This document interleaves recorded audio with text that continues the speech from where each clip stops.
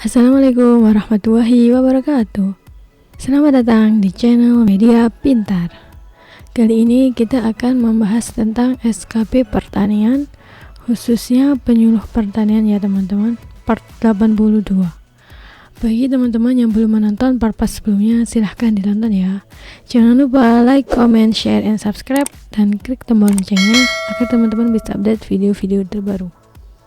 Oke, langsung saja kita ke contoh soal nomor 21. Oh ya, pada part ini membahas tentang poin regulasi atau kebijakan penyuluh pertanian ya teman-teman. Oke, nomor 21, Undang-Undang nomor 16 tahun 2006 tentang sistem penyuluhan pertanian, perikanan, dan kehutanan atau SP3K menyebutkan bahwa kelembagaan penyuluhan pertanian pemerintah terbagi menjadi beberapa tingkatan, kecuali A. Tingkat pusat berbentuk badan yang menangani penyuluhan. B. Tingkat provinsi berbentuk badan koordinasi penyuluhan. C. Tingkat kabupaten atau kota berbentuk badan pelaksana penyuluhan. Atau D. Tingkat desa berbentuk pos penyuluhan.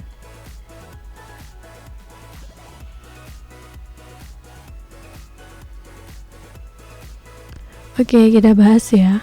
Berdasarkan Undang-Undang nomor 16 tahun 2006, kelembagaan penyuluhan pemerintah terdiri atas tingkat pusat, tingkat provinsi, tingkat kabupaten atau kota, dan tingkat kecamatan. Sedangkan tingkat desa yang berbentuk pos penyuluhan bersifat non-struktural. Jadi jawaban yang paling tepat untuk nomor 21 adalah yang D ya teman-teman, tingkat desa berbentuk pos penyuluhan, karena bukan termasuk ya. Oke, ingat-ingat, lanjut soal berikutnya nomor 22. Tujuan pengaturan sistem penyuluhan meliputi pengembangan sumber daya manusia dan peningkatan modal sosial, yaitu A. Untuk mensosialisasikan program-program kepada kelompok tani. B. Memperkuat pengembangan pertanian, perikanan, serta kehutanan yang maju dan modern dalam sistem pembangunan yang berkelanjutan. C. Mengembangkan sumber daya manusia dan peningkatan modal sosial. Atau D. Mengatur sistem penyuluhan.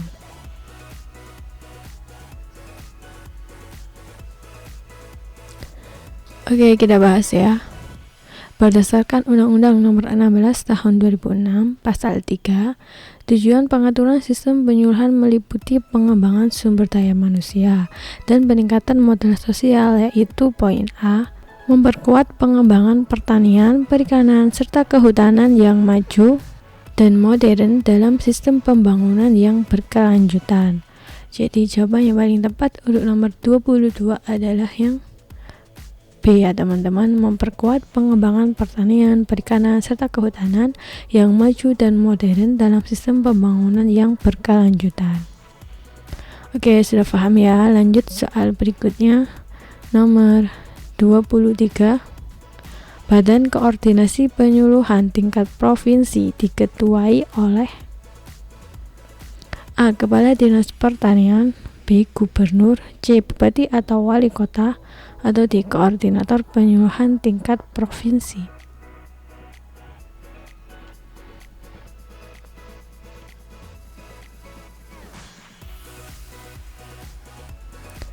Oke, kita bahas ya. Berdasarkan Undang-Undang nomor 16 tahun 2006 pasal 11 ayat 2, Badan Koordinasi Penyuluhan pada tingkat provinsi diketuai oleh gubernur. Jadi jawaban yang paling tepat untuk nomor 23 adalah yang B ya teman-teman, gubernur. Oke, lanjut soal berikutnya nomor 24. Program penyuluhan pertanian terdiri atas penyuluhan desa atau kelurahan atau unit kerja lapangan, program penyuluhan pertanian kecamatan, program penyuluhan kabupaten atau kota, program penyuluhan provinsi, dan program penyuluhan nasional. Merupakan amanat dari Undang-Undang A. Nomor 25 tahun 2006, B. Nomor 16 tahun 2006, C. Nomor 26 tahun 2005, atau D. Nomor 31 tahun 2006.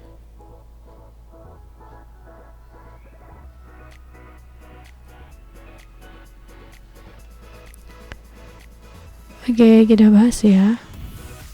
Berdasarkan Permentan nomor 47 tahun 2016, Undang-Undang nomor 16 tahun 2006 juga mengamanatkan bahwa Programa Penyuluhan Pertanian terdiri atas Programa Penyuluhan Desa atau Kelurahan atau Unit Kerja Lapangan, Programa Penyuluhan Kecamatan, Programa Penyuluhan Kabupaten atau Kota, Programa Penyuluhan Provinsi, dan Programa Penyuluhan Nasional. Jadi jawaban yang paling tepat untuk nomor 24 adalah yang B ya teman-teman, nomor 16 tahun 2006. Oke, diingat-ingat. Lanjut soal berikutnya. Nomor 25. Peraturan Menteri Pertanian Republik Indonesia nomor 47 tahun 2016 mengatur tentang A. Pedoman penyusunan program penyuluhan pertanian, B. Pedoman penyelenggaraan penyuluhan pertanian, C. Pedoman evaluasi kinerja penyuluhan pertanian, atau D. Pembinaan kelembagaan petani.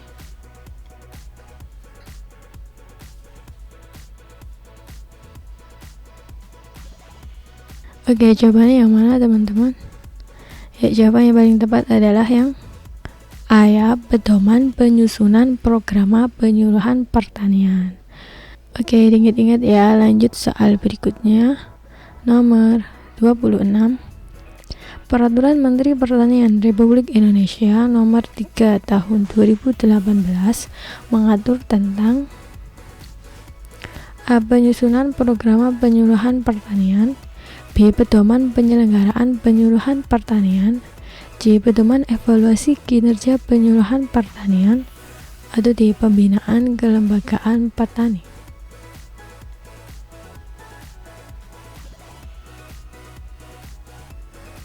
Oke, jawaban yang paling tepat adalah yang B ya teman-teman, Pedoman penyelenggaraan penyuluhan pertanian. Itu adalah Permentan nomor 3 tahun 2018. Oke, ingat-ingat ya. Lanjut soal berikutnya. Nomor 27. Rangkaian konsep dan asas yang menjadi garis besar dan dasar rencana dalam pelaksanaan penyuluhan merupakan pengertian dari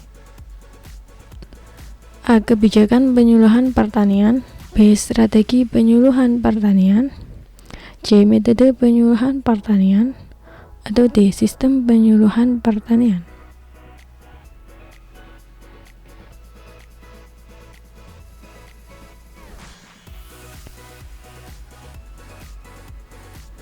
Oke, kita bahas ya.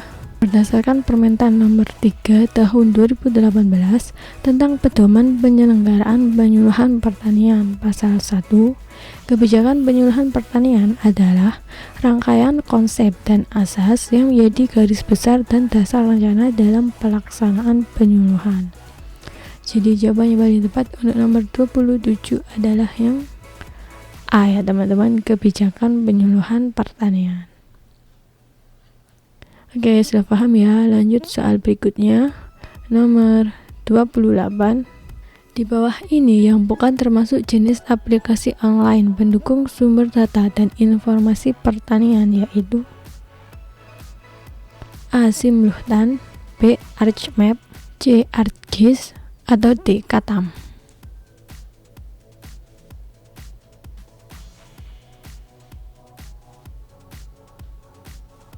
Oke, kita bahas ya. Berdasarkan Kementan nomor 13 tahun 2020, jenis aplikasi online pendukung sumber data dan informasi, yakni yang pertama, Sistem Informasi Manajemen Penyuluhan Pertanian atau Simluhtan. Yang kedua, Cyber Extension atau sibek.pertanian.go.id. Nomor 3, Sistem Informasi Monitoring Pertanaman Padi atau SIMOTANDI. Yang keempat, Program Early Warning System atau EWS. Yang kelima, Sistem Informasi Sumber Daya Lahan Pertanian atau SISULTAN. Yang keenam, ArcGIS. Yang ketujuh, Kalender Tanam atau KATAM. Yang kedelapan, Unsur hara berbasis lokasi. Yang kesembilan, Sistem Informasi Asuransi Pertanian atau SIAP. Yang ke-10 sistem informasi ekspor impor komoditas pertanian. Yang ke-11 program pengembangan kawasan tanaman pangan korporasi atau Propaktani dan Komando Strategi Penggilingan Padi atau Konstraling. Yang ke-12 gerakan mendorong produksi, daya saing dan ramah lingkungan hortikultura atau Gedor Horti. Yang ke-13 gerakan peningkatan produksi nilai tambah dan daya saing perkebunan atau Gerasida. Yang ke-14 gerakan 3 kali lipat ekspor atau GratiX. 15 pertanian masuk sekolah atau PMS. Nah, yang terakhir 16 sapi kerbau komoditas andalan negeri atau si komandan. Jadi yang bukan itu adalah yang B ya teman-teman, ASMEP, karena tidak termasuk ke dalam 16 poin tadi ya. Ya ini teman-teman juga bisa pelajari, dihafal juga nama-nama ke-16 aplikasi online ini ya. Siapa tahu nanti salah satunya ada yang keluar, mungkin kepanjangannya atau singkatannya gitu. Oke, lanjut ya, soal berikutnya nomor 29. Peraturan Menteri Pertanian yang membahas tentang pedoman pembinaan penyuluhan pertanian swadaya dan penyuluh pertanian swasta, yaitu A. Permentan nomor 1 tahun 2020, B. Permentan nomor 61 tahun 2008, C. Permenpan nomor 35 tahun 2020, atau D. Permenpan nomor 1 tahun 2008.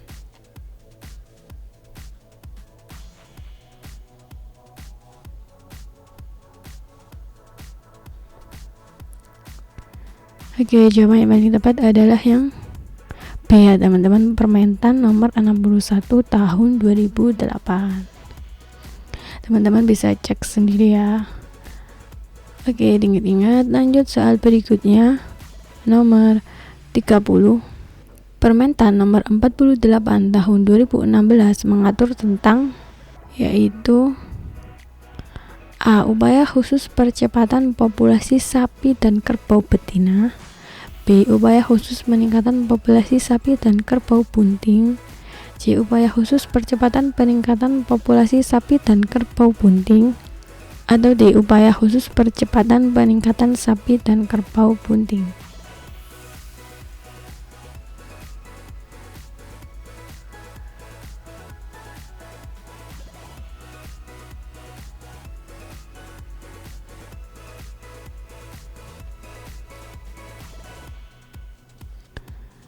Oke, jawabannya yang mana teman-teman? Ya, jawaban yang paling tepat adalah yang C ya, upaya khusus percepatan peningkatan populasi sapi dan kerbau bunting. Oke, diingat-ingat ya. Oke teman-teman, harus teliti ya nanti dalam memilih dan hati-hati. Karena jawabannya paling tepat adalah upaya khusus percepatan peningkatan populasi. Jangan sampai ada yang kurang kayak percepatannya atau populasinya dihilangin, awas keliru. Dan yang benar adalah sapi dan kerbau bunting, bukan sapi dan kerbau betina. Oke, sudah paham ya teman-teman? Ditingkatkan lagi belajarnya dan jangan lupa berdoa karena waktu tes sudah semakin dekat ya. Atau teman-teman juga mungkin ada yang sudah tes. Oke, sekian video dari saya. Terima kasih, semoga bermanfaat. Jangan lupa like, comment, share, and subscribe channel Media Pintar. Semoga teman-teman bisa mendapatkan nilai yang terbaik pada saat tes SKB nanti dan menjadi ASN tahun ini. Oke, sampai jumpa. Bye-bye. Wassalamualaikum warahmatullahi wabarakatuh.